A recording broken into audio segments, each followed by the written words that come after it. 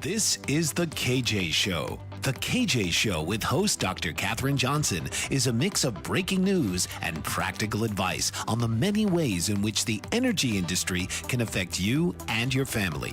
Katherine will combine energy updates and conversations with leaders in the energy efficiency community. So please welcome your host, Dr. KJ.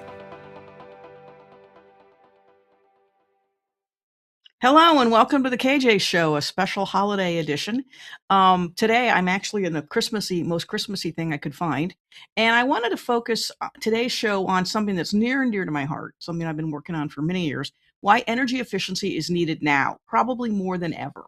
We'll talk about all the different ways in which energy efficiency really does matter, not only in everyday household use, but also for the grid and for companies and buildings and transportation and the whole nine yards. But I always like to start with something fun, and then you cannot make this stuff up fun. And I think last week's show, I talked about a scary idea that they were thinking about changing the way in which they direct sunlight, and they're going to actually beam sunlight in a different way from the sun, which seems awful. And this is what they want to do. So there's this company, and I have a picture of this company that basically wants to divert sunlight using lasers. It's called Overview Energy. And they want to scale up to $250 million to launch this new equipment. And they basically are going to use laser beams and at infrared levels and chase solar farms around the world. So they're basically going to direct laser beams to collect sunlight, just collect laser beams at night on solar farms all over the world. They said that it relies on geographic untethering, which is where the satellites basically chase peak demand around the globe, all around the globe. It sounds absolutely nuts. And they're going to do it in Europe during the peak hours, and then they'll go to California, and they'll basically do it at nighttime. And the whole goal is to say maybe we can make solar a clean, firm generation. Is not just going to be intermittent. Sounds great. I don't think it sounds a little weird. So the core thesis is to allow solar farms to generate power when the sun isn't shining, and the satellites could direct their energy anywhere in the world, depending on where there's demand. So California solar farms would get laser light beams, infrared, directed to their solar farms at night. And here's the kicker. Infrared beams from lasers are more energy efficient and generate more electricity than sunlight. So for all these years, we've been talking how great the sun is. The sun's only 20% efficient. Laser beams are 50% efficient or 40%. So basically, the way that the president explains it, Mark Becht, is that if it hits 10 p.m., 11 p.m., most people are going to bed. So it's a weekday, demand is going down, but it's 3 p.m. in California, so we switch the beam back to California. And they're going to do it all over the world. West Coast, the sun rises on the West Coast and sets in Europe, and then they could switch the beam from Western Europe to Morocco. And basically, this geographic untethering will they think it's actually going to be economically feasible, which megawatt hours will be $60 to $100 a megawatt hour, which is actually profitable for companies. And that is actually a very competitive price. So they're thinking they're going to be able to make money all around the world 24/7 by redirecting their laser beams. Because he said it's 5 o'clock somewhere, which is a cute line. Making the math pencil out has also meant delivering super efficient lasers, eliminating all power electronics near its custom spacecraft, and it beams near infrared, invisible to the naked eye, and it's converted to electricity on a solar cell. So, I don't know, sounds like a crazy idea to me, but maybe that is the future. And that way, at least sunlight would be a lot more reliable. And if it could be 60 to 100 megawatt hours, dollar per megawatt hour, that is actually a good price. But you never know. I just think it's strange.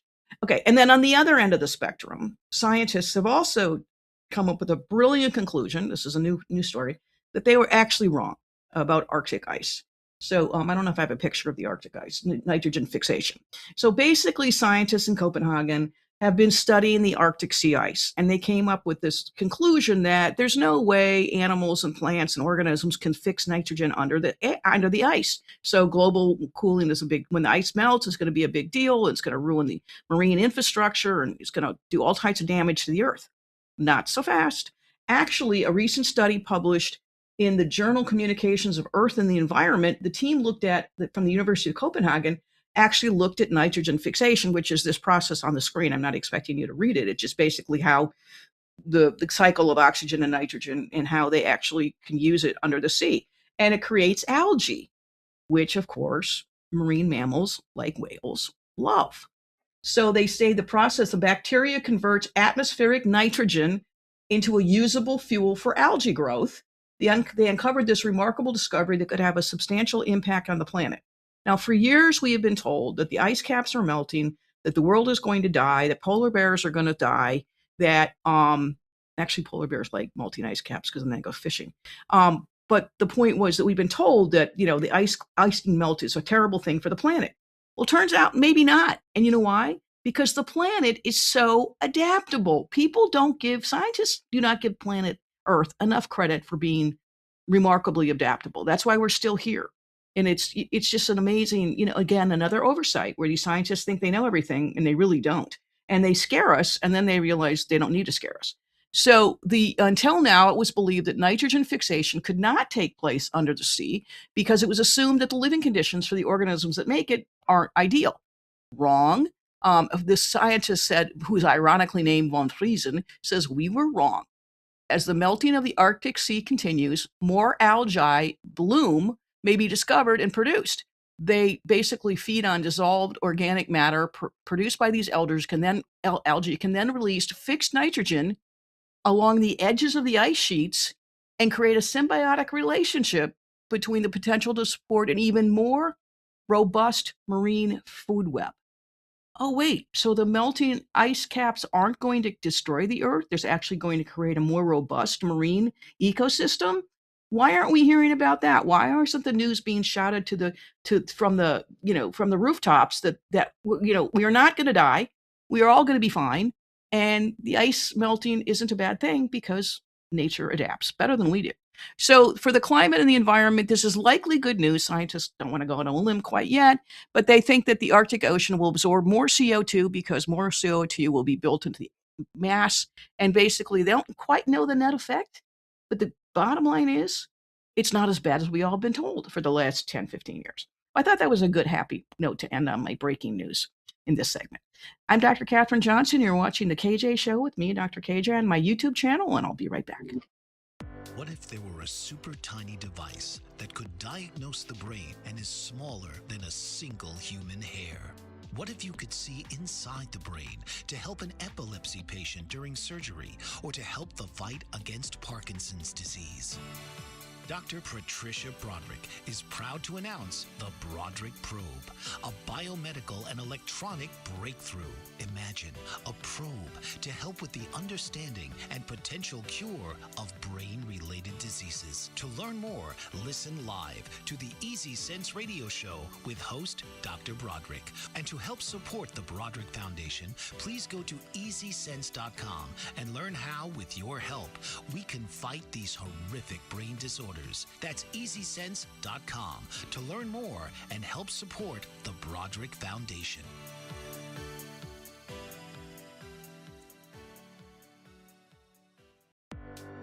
Author, radio show host, and coach John M. Hawkins reveals strategies to help gain perspective, build confidence, find clarity, achieve goals. John M. Hawkins' new book, Coached to Greatness, Unlock Your Full Potential with Limitless Growth, published by iUniverse. Hawkins reveals strategies to help readers accomplish more. He believes the book can coach them to greatness. Hawkins says that the best athletes get to the top of their sport with the help of coaches, mentors, and others. He shares guidance that helps readers reflect on what motivates them, rediscover and assess their core values, philosophies, and competencies, find settings that allow them to be the most productive, and track their progress towards accomplishing goals.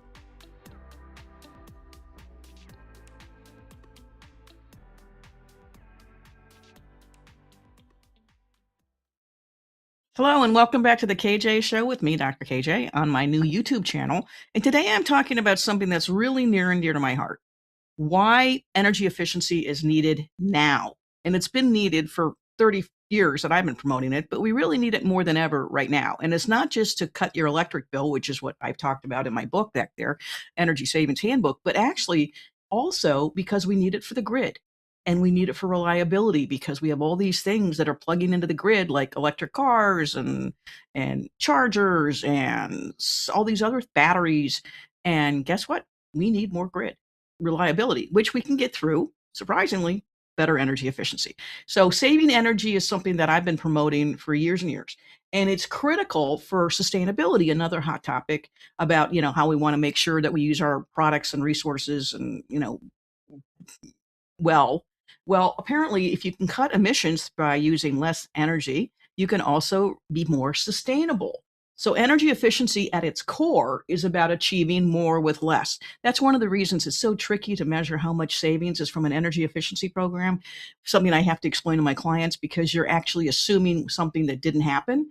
But if you're not using as much energy, you got to be saving it, and you're still having the lights on. So maybe those LED bulbs do use less electricity, and they do. And so that is the whole theory. If you can make technology more efficient through energy efficiency, then you don't need as much capacity or demand to meet the needs. Fundamental, but really not necessarily well understood. So the concept is simple, and basically it's a fundamental shift in how we approach energy consumption and resource management, and something I care deeply about, environmental stewardship. So we can get the same light, LEDs are used to be those CFL things that look like, Dairy Queen curlicue ice creams, and nobody liked them. But LEDs are really now much more ubiquitous. I would recommend you have LED Christmas lights. We have some.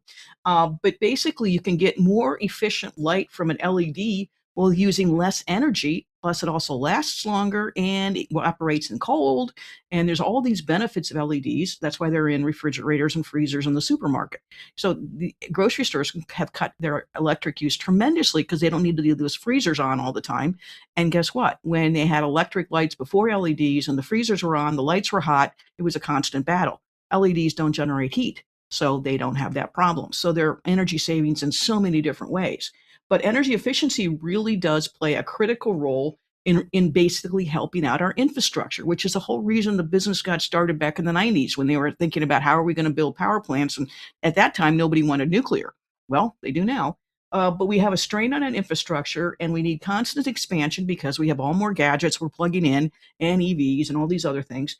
And so it's important as the global energy demand continues to increase due to population growth and economic development. Yeah, as nations become more economically developed, they move from bicycles to cars, and they move from very poorly insulated homes to well insulated homes with light bulbs and fireplaces and stoves and all kinds of things, all of which use energy.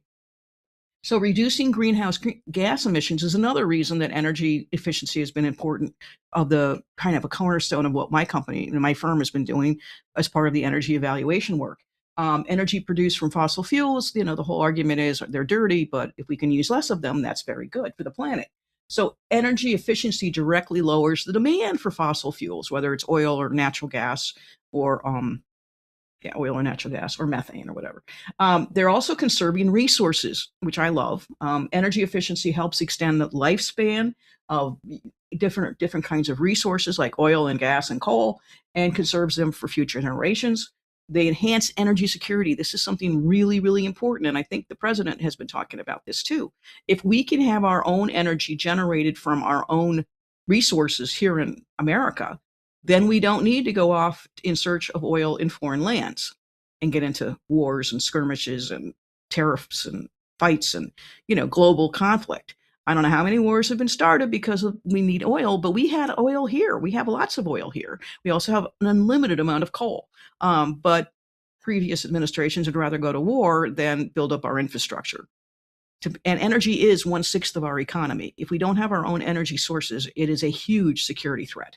So energy efficiency, though, because we don't need as much to generate what we need, energy efficiency is critical to energy security. Energy investments are also very economically sound. Now, I'm not talking about buying a solar PV company. No, I'm talking about investing in energy efficient equipment like motors and lights and manufacturing processes that use less energy. You can put up the graph. And improving public health, because it also relies less on emissions from coal plants, which apparently cause problems, lung cancer, those types of things. So if you use less of coal-fired energy, and that means you don't need to push out as much of the emissions. You're actually having a healthier environment and a happier, healthier population. So energy efficiency really is the core. And this is just a chart expect kind of to show you all the different ways in which energy has basically saved money across all different types of industries. It's ubiquitous. We can go to the next graph too. I think there's one. Then the connection is also to sustainability. Sustainability is defined as meeting the needs of the present without compromising the ability of the future, which is exactly what energy efficiency does.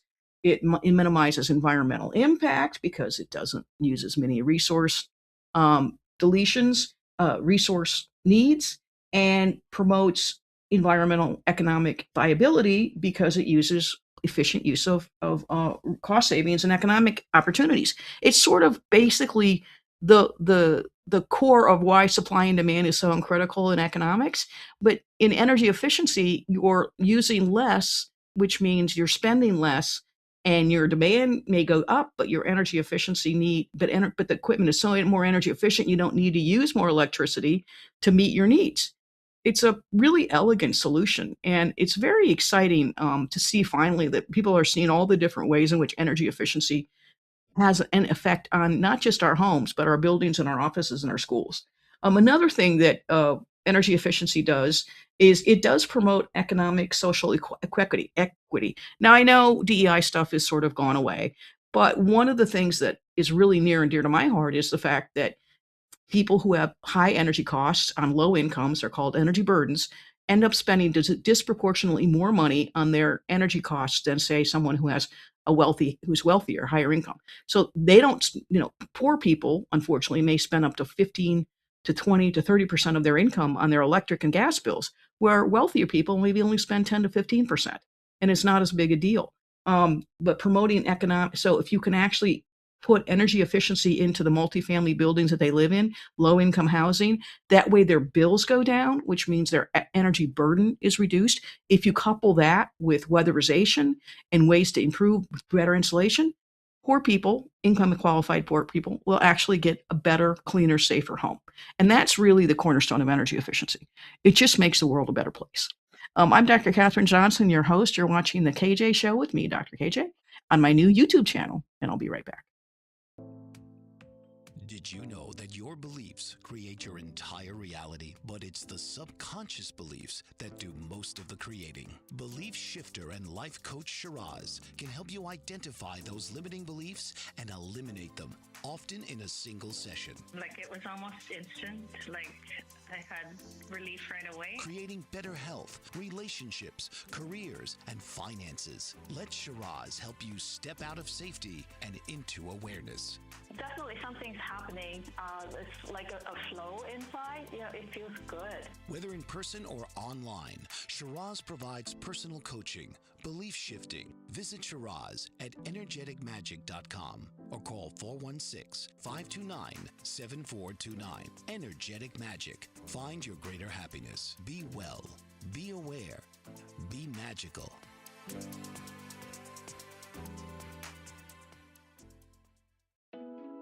Are you struggling to care for elderly parents or a spouse? Do you wonder if being a caregiver is making you sick? Are you worried about taking time off work to care for elderly parents and balance work, life, and caregiving? Has caregiving become exhausting and emotionally draining? Are you an aging adult who wants to remain independent, but you're not sure how? I'm Pamela D. Wilson. Join me for the Caring Generation radio show for caregivers and aging adults, Wednesday evenings, 6 Pacific, 7 Mountain, 8 Central, and 9 Eastern, where I answer these questions and share tips for managing stress, family relationships, health, well-being, and more. Podcasts and transcripts of The Caring Generation are on my website, PamelaDWilson.com, plus my caregiving library, online caregiver support programs, and programs for corporations interested in supporting working caregivers. Help, hope, and support for caregivers is here on The Caring Generation and PamelaDWilson.com.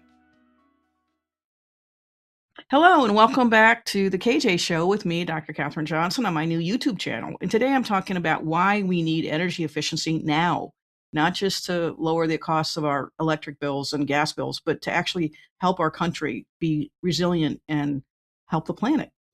So the American Council for an Energy Efficient Economy, ACEEE, which is sort of the think tank for people in my business, and they do wonderful work. They do a lot of great studies. They have a great conference every couple of years in Monterey, and they get funding from the government and from different utilities and other think tanks and manufacturers and things. So ACEEE is a very well regarded organization that's really been promoting energy efficiency for the last 30 years. They have reports now and again. I rely on them pretty heavily when I have to do research. And they basically have identified the critical opportunities that consumers face when they need to do energy efficiency, and how energy efficiency actually offers a lot of multiple benefits. They did an edition of their report. They did the first in 1980, and then they basically, which helped pave the way for all of these energy efficiency conservation programs. And so now, but they went back a few years ago and re-examined the positive impacts that have come from investing in energy efficiency programs. And they basically found out that it's really amounts to saving lives. In Texas, there was that horrible extreme weather event where people froze to death in 2021. The extreme cold weather in Texas, they increased their electric demand for heating to exactly, historic levels. And they realized it was because the housing stock wasn't designed for extreme cold in Texas. Well, I can understand that, but if you're worried about global warming or global cooling, you'd want to have better housing anyway. And frankly, energy efficiency in housing is sort of needed regardless of where you live. You want to make sure your home is well insulated so you're not, wasting energy on air cooling the air or heating the air, depending on the season. So, and basically just energy efficient construction. Energy efficiency means better constructed homes. And they discovered that in Texas, there was a lot of really poorly constructed homes that weren't well insulated, and that's caused all kinds of problems. So, and they also rely heavily on electric resistance heat, which is the most expensive heat you can get. So the analysis found if the homes had an energy efficient building envelope and heating systems, their demand would have been significantly less by about 15 gigawatts, and it would have dropped even during the peak period. So even in places like Texas, they need well-insulated, well-designed, energy-efficient homes because it's good for everyone. Plus, you also are saving money and you're not going to freeze to death. They also found that in California, following the energy crisis in 2000 to 2001, they found out that the study focused on reliability-focused energy efficiency programs could actually have moderated or specifically designed or modified and ramped up to address electric system reliability concerns. So they discovered in California that they need homes to be well insulated, not just because it's better for the homeowners and the people who live there, but also because it's better for the grid. You don't need as much electricity to heat or cool a home. It's kind of like a no-brainer, but unfortunately, people don't think about energy efficiency like I do on a daily basis. So what this study found is because they have designed these programs, the Stephen Nadell, who's a friend of mine, basically he's the executive director until the end of the year, I think, reduced energy waste dramatically for years, but in the face of climate change and rising energy costs, we have more to do. No kidding. And he basically thinks that they can build on the progress of energy efficiency initiatives in the future, which I think has only increased more in the last 20 years than has decreased because the need has been demonstrated for energy efficiency programs. And also, people are figuring out that if you build good homes, you save money and you actually improve occupants' health, comfort, and safety. The energy investments in the United States started in 1970, Jimmy Carter, Department of Energy, but it's decoupled energy consumption with economic growth. They've been thinking that you can increase energy productivity 170%. Today, 40% of all energy jobs are related to energy efficiency, which means there's 2.2 million people working in the space that I work in. Not all doing the same thing, of course, but that's a pretty substantial workforce.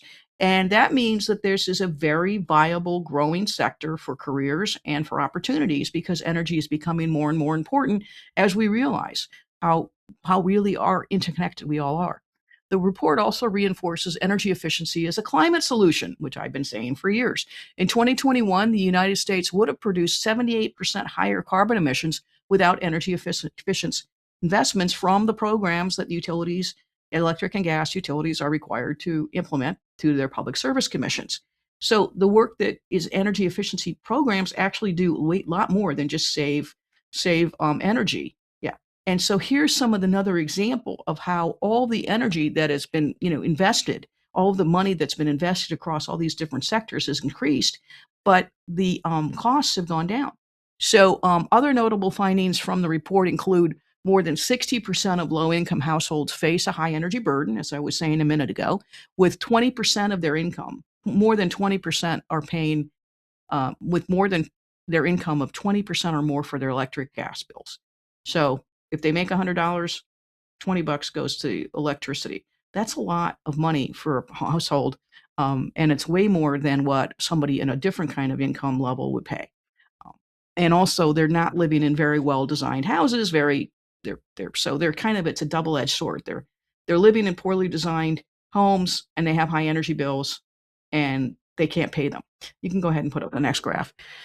Investments in energy efficiency. This is also showing, this graph is actually showing how bulk power systems, which is reliability, how grid planners think about how we can build up the grid. And what they figured out is we need sustainability to be built into the grid. We need to make sure that whatever resources we're building in the infrastructure to develop a better grid includes energy efficiency solutions. We're not just going to rely on more electricity transformers or more wires or more, generation sources.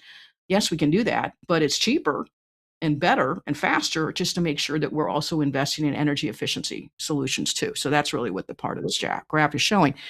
The other thing is that energy efficiency investments, you can take it down, energy efficiency investments have also reduced expenses that people have to pay for their energy bills by $800 billion. $800 billion. Now, that's a real number. And federal funding for energy efficiency programs, meanwhile, increased by 61%. And hopefully they will continue increasing. And I'm really a big fan of Energy Star, which I had a show on a few months ago. Utility investments have also increased in energy efficiency programs, achieving 16% more electric savings and 94% more gas savings than in 2020 compared to 2011.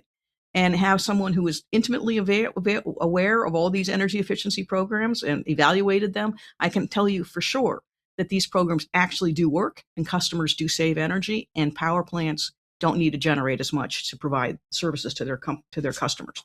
So this is, just one example of all the different ways energy efficiency helps. It's also in the industrial and energy services sectors, commercial buildings, transportation, you name it. Energy efficiency just makes sense. I'm Dr. Katherine Johnson. You're watching The KJ Show with me, Dr. Katherine Johnson, Dr. KJ, on my new YouTube channel. Stay tuned and I'll be right back. Mike Zorek, a three-time California state champion in Greco-Roman wrestling at 114 pounds. Mike, blind since birth, was born in Hartford, Connecticut. He was a six-time national placer, including 2 seconds, 2/3, and 2/4. He also won the Veterans Folk-Style Wrestling twice at 152 pounds. In all these tournaments, he was the only blind competitor. Nancy Zorek, a creative spirit whose talents have taken her to the stage and into galleries and exhibitions in several states. Her father, a commercial artist who shared his instruments with his daughter and helped her fine-tune her natural abilities, influenced her decision to follow in his footsteps. Ms. Zorek has enjoyed a fruitful career doing what she loves. Listen Saturday mornings at 12 Eastern for the Nancy and Mike Show for heartwarming stories and interesting talk. Master of words, powerful player. What life-changing words can Dr. Janet Smith Warfield pull out of her magical toolbox that just might mysteriously open a door you never knew was there? A door to free yourself from fear forever. Transform your rage into right action. Release your guilt. Position you into a life of freedom, purpose, passion, power, and peace. All quite suddenly, unexpectedly, and almost miraculously, with no effort on your part.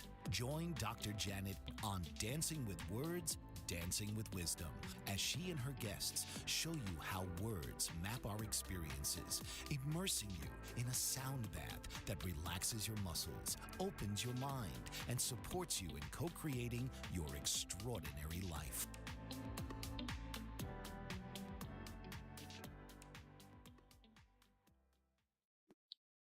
Hello and welcome back to the KJ Show with me, Dr. Katherine Johnson, on my new YouTube channel. Thank you so much for tuning in. And today I'm talking about something that's really near and dear to my heart, how energy efficiency matters now. We need it now, not 10 years from now. And it's taken a long time, 30 years, to finally build up enough understanding of how much energy efficiency helps to actually start building it into the infrastructure. But one of the biggest challenges to energy efficiency is this whole demand now, increasing demand for data centers, AI. And so people are actually, citizens are actually starting to push back against having these AI data centers situated in the middle of farm fields in Kansas and Nebraska, where they don't have enough infrastructure to support it. And they also don't have enough water or other resources needed to power or fuel a data center. So environmental groups are actually demanding a nationwide moratorium on data center construction because they're worried that these companies, tech companies, will come to these little towns, pay them a bunch of money, buy some land, and basically create havoc. They're not far wrong. They're not off, actually. They're not wrong. More than 200 environmental organizations signed a letter to Congress supporting a national moratorium on the approval and construction of new data centers. And I think this is just so they can get a handle on what exactly we're doing, because if we start doing things willy-nilly, it's not going to be a good outcome, especially with something as important as electricity generation. The letter sent highlights the center's impacts on water resources, electricity rates, and greenhouse gas emissions. And it also, the bigger concern is people are worried that those data centers, even though they say they're going to pay for the higher prices, may not end up doing that. And what happens if they abandon it after a few years and then they're stuck with this basically albatross? So data centers suck up large amounts of water to cool their computers. They require a lot of electricity to run their servers and often leading to higher regional electric rates and upgrades to the electricity grid to accommodate them. So they're coming in, and while the electric utilities may require them to pay some of it, they may not require them to pay all of the costs because something called economic development. Oh, we want these jobs in our service in our rural area, except they don't have a lot of data center jobs. It's mostly just computer servers. So some utilities are planning to build natural gas plants to serve the new load, while other data centers are building their own plants, increasing local greenhouse gas emissions. So companies are saying, we're going to do it whether or not we have your approval, which of course is causing concern for environmentalists as well. There was a study that was done in Nature Sustainability that predicted that depending on the speed of expansion, artificial intelligence industry could emit as much carbon dioxide as 10 million cars. Now, I'm not necessarily thinking that carbon dioxide is a bad thing, but we certainly don't need more of it if it's, does create problems. And 10 million cars is a lot of cars. That's way more than whatever Biden hoped to get with his EVs. Across the country, from New York to Alabama, people are opposing data centers in their neighborhoods with varying degrees of success. The letter says that environmental groups want to stop these developments until adequate regulations can be fully enacted. And actually, this is one of the few times where I actually think maybe regulation is good. We don't want this unchecked growth. Data centers boost local economic benefits for new construction and tax revenues, but that's only until the data center's been built. And in October, the vice president of the State Policy at Data Center Coalition said, NPR, companies are trying to reduce their water consumption and to ensure they pull the full cost for electricity. I don't think that's going to happen. New York leadership has been mostly supportive. Kathy Hochul has been recently told Bloomberg News that she wants to let the tech industry know this and the place that you want it to be. I don't know what that means, but basically she's not inclined to say no to the tech industry to build data centers. And one, she's running for re-election, and two, they're pretty generous donors in the political world. So, the tech companies are going to do it one way or the other, unless they're told not to or they're prevented from doing it. And they don't generally follow the rules pretty well. Other developments, the communities in upstate New York have opposed the data center developments, and particularly cryptocurrency mines that consume large amounts of energy to create Bitcoin, which I still don't even understand. Other potential AI data center in Lansing, near Michigan, has in Lansing in the Finger Lakes, Lansing, New York, is concerned about the rising environmental costs and electric environmental problems. These slick corporations come into unsuspecting communities with the promise of job creation and tax revenue, says Yvonne Taylor, the vice president of Seneca Lake Guardian, an organization that fights data centers, and a president of the National Coalition Against Crypto Mining and opposes them across the country. In southern states, even though there's more a supportive regulatory environment, aka conservative, some communities are also mounted strong opposition. In Alabama, the city in Bessemer, the city voted to rezone agricultural lands to allow the construction of a data center, but that divided the community. So that didn't really work. And then the problem was, the really interesting problem was, they wanted to build a data center, but they were concerned about electric rates, water use, and potential air pollution because not only do data centers need more electricity, they use on-site diesel backup generation. Talk about dirty fossil fuels. Data centers also use up power in certain states like Virginia that the regional electric grid operator has to upgrade the transmission. So we have a regional grid of different generation systems across the country. And Virginia has an awful lot of tech power jobs too, and a lot of data centers and a lot of infrastructure in the IT market. And they basically think that it's going to upend, quote, the backbone of the grid.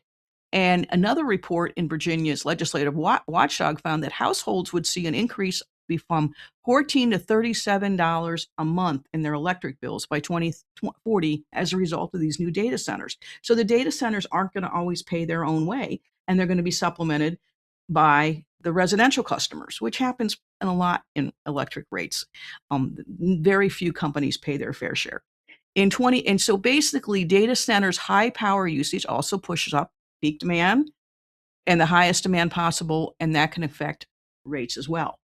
The bottom line is, data centers, even though they're considered like the new rage, may be are a double-edged sword. Yes, they can create jobs, but those jobs are pretty much, once the thing is constructed and up and running, it's not going to create lots of jobs. Just people to run it, and you don't need a lot of people to turn buttons on computers. And the other thing is, you're basically disrupting the environmental landscape. And by putting data centers that need a lot more support than, say, farms, and replacing the farmland with data centers creates a lot of other problems too. What about the need for agriculture? What about the need for losing farmland to tech centers? There's a lot of unforeseen, unintended consequences of letting these data center people run wild. So I'm actually in favor of putting a little bit of a halt to it and having a more reasonable, sensible policies. But that's sort of what I'd like the government to do too. Hopefully we'll get it right with data centers. I'm Dr. Katherine Johnson, your host. You're watching The KJ Show with me, Dr. KJ, and I'll be right back. Author, radio show host, and coach John M. Hawkins reveals strategies to help gain perspective, build confidence, find clarity, achieve goals. John M. Hawkins' new book, Coached to Greatness: Unlock Your Full Potential with Limitless Growth, published by iUniverse. Hawkins reveals strategies to help readers accomplish more. He believes the book can coach them to greatness. Hawkins says that the best athletes get to the top of their sport with the help of coaches, mentors, and others. He shares guidance that helps readers reflect on what motivates them, rediscover and assess their core values, philosophies, and competencies, find settings that allow them to be the most productive, and track their progress towards accomplishing goals.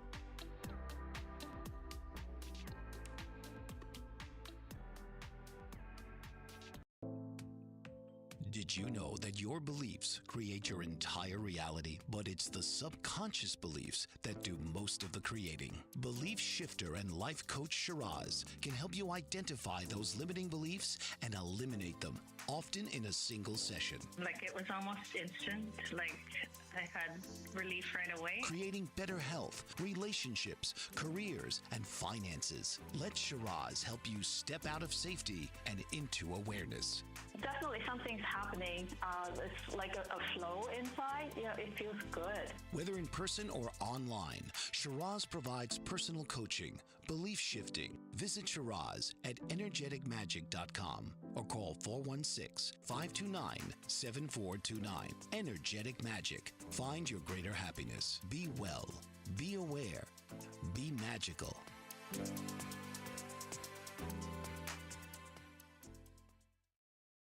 And welcome back to the KJ Show. I'm Dr. Katherine Johnson, your host on my new YouTube channel. Thanks so much for tuning in. And today I'm talking about all the reasons we need energy efficiency like now. And one of the things that has been sort of gathered a lot more interest in the last few years is it's not just that energy efficiency saves energy. There's also something called non-energy benefits, or they call multiple energy benefits. It depends on who you talk to, or non-energy impacts that are actually because you have energy efficient equipment. There's other benefits from this. And I think there's a great graph that I found that I can put up here. So basically, these non-energy benefits, or the multiple benefits of energy efficiency, this is just an example. And what I'm talking about, the part of the earlier part of the show, is all the different ways in which energy efficiency really does benefit all sectors of society across all types of industries. It's sort of just the smart thing to do. And it makes sense. It makes good business sense. If you can not have to have your energy bills quite as high. You can have more profit. That's why grocery stores are investing in these LEDs and lights in their freezer sections, and why energy efficient buildings, if they use less energy, their bills are down, plus the occupants are happier. And if you have occupancy sensors so the lights aren't on 24/7, these are all good things. But the other thing that actually people don't think about so much is the health, comfort, safety, and increased investments, and the fact that it's just a darn good investment. So energy efficiency has, become more and more popular over time. And so these utilities are now starting to quantify the benefits of energy efficiency beyond just the fact that we're using less energy. Con Edison, for example, in Brooklyn's Queens demand side management program uses targeted energy efficiency and distributed generation, which is combined heat and power, fuel cells, battery energy storage to provide load relief for networks in Brooklyn. So their energy efficiency is part of a larger emphasis to help build in more capacity on the grid. But they don't just do one thing, they do it all, kind of all the above, which is one of my favorite strategies. They basically have reduced 52 megawatts of load, and they achieved another reduction of 11 megawatts that are planned to be installed probably by the end of 21. Hopefully it's done. Energy efficiency has focused primarily on lighting, and with incentives and installation for different equipment, appliances, insulation, weatherization, things that make sense. In 2021, Colorado Public Service, the regulatory department, Colorado Public Service of Colorado, decided that they wanted to have a geo-targeting plan pilot to identify how we can combine energy efficiency with putting in a new distribution transformer. You need to do it together. We don't want to have it standing alone, because they found out that if the deferred benefit is large enough to justify the incremental spending on efficiency and demand response, then the upgrade costs are actually covered. And there's enough lead time to let the utility implement targeted energy efficiency and demand response programs. And so what they're basically doing is being more careful and strategic about when they're going to increase grid reliability and how they're going to couple that with new technologies as well as energy efficient technologies, which to me just makes perfect sense. They're conducting the pilot to keep the levels lower. Basically, they're targeting a load reduction program. And they're also tying it in with energy efficiency, well-built homes. So they're going to think about how we can increase the demand or increase electric transmission in these areas that need more electricity, but we want to make sure that the homes we're serving are also energy efficient. Makes sense, right? It actually makes a lot of sense. And so they also are going to basically also do what we call demand response or load shifting, where they're going to give you for free Wi-Fi thermostats, which will actually control the load of your heat pump or your air conditioner during peak periods. So it'll shift the load. You won't need it. You'll get compensated for it. But that's another way to help make sure that there's enough demand to do things that are a lot more important than running your air conditioner, like maybe running a hospital or something like that. So the notion is, and I love this graph, I think there's another one too. Is there? Okay, I don't know. Okay, so we'll just keep it up, or we can take it down. But the point is that energy efficiency does so many great things. I did a study a few years ago for a large utility. I was part of a team that did a study for a large utility that actually quantified all of the non-energy benefits associated with not having to build more power plants. And it included things like, if you don't have to build more coal-fired power plants, you're also reducing emissions from those fossil fuels, which actually end up benefiting the atmosphere, which means people with respiratory diseases or challenges like asthma don't get as sick. And if you don't get as sick, you don't miss as much school. And they actually, in this particular program, was really innovative because they actually tied it into the doctors, hospitals, where they said if you have asthma and you have mold remediation, you can get rid of the mold in your house, which then gets rid of a lot of your asthma reasons. Then they were actually having doctors prescribing the installation of energy efficiency measures in these homes in this particular utility area, where they were actually saying, yeah, your home is full of mold. We'll take it out. The utility and grants from various organizations paid for it. And now someone who had asthma doesn't have asthma as much or doesn't have it as frequently. And basically, you're reducing their costs of medications and hospitals and emergency treatments and all types of things. So simple things like coupling energy efficiency with, frankly, common sense is what I think our energy policy should be. And I'm happy to point out examples when that actually works. There's a few, and it's really nice. Energy management is also a good another strategic way in which buildings are developed to be, they basically make sure that the operating systems, there's fans and motors and all those things are working at proper speeds. They're the most energy efficient versions out there, which means they don't need to be replaced as frequently, that they cost less to operate, and basically they save energy in the long term. So they also want to make sure that, and that's one of the reasons there's been so much increase in building codes, especially in the Northwest, because they really want to get the commercial building stock, which is very old, up to speed. They want to basically replace all those inefficient air conditioners and heating systems and ventilation systems, and basically to sorry, I used the word basic. So they want to replace the old, outdated equipment with newer, modern, energy efficient equipment that will then reduce their energy costs and at the same time improve occupant health, occupant safety, comfort. The building's more of a temperature that everybody likes, and we're not wasting energy. It sounds so simple, but it's taken 30 something years to get here. Another really interesting thing is they found out that production capacity is improved through energy efficiency because it's more of a uniform product. They can control it on their production line better because the energy is reliable, and they actually have improved resource costs and uses, and they've reduced waste. And all these multiple benefits together really does make a very strong case as to why energy efficiency is what we need, and we need it now. I'm Dr. Katherine Johnson, your host on the KJ Show with me, Dr. KJ, and I'll be right back. Are you struggling to care for elderly parents or a spouse? Do you wonder if being a caregiver is making you sick? Are you worried about taking time off work to care for elderly parents and balance work, life, and caregiving? Has caregiving become exhausting and emotionally draining? Are you an aging adult who wants to remain independent, but you're not sure how? I'm Pamela D. Wilson. Join me for the Caring Generation radio show for caregivers and aging adults, Wednesday evenings, 6 Pacific, 7 Mountain, 8 Central, and 9 Eastern, where I answer these questions and share tips for managing stress, family relationships, health, well-being, and more. Podcasts and transcripts of The Caring Generation are on my website, PamelaDWilson.com, plus my caregiving library, online caregiver support programs, and programs for corporations interested in supporting working caregivers. Help, hope, and support for caregivers is here on The Caring Generation and PamelaDWilson.com. What if there were a super tiny device that could diagnose the brain and is smaller than a single human hair? What if you could see inside the brain to help an epilepsy patient during surgery or to help the fight against Parkinson's disease?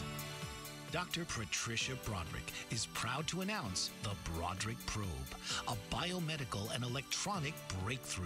Imagine a probe to help with the understanding and potential cure of brain-related diseases. To learn more, listen live to the Easy Sense radio show with host Dr. Broderick. And to help support the Broderick Foundation, please go to EasySense.com and learn how, with your help, we can fight these horrific brain disorders. That's EasySense.com to learn more and help support the Broderick Foundation.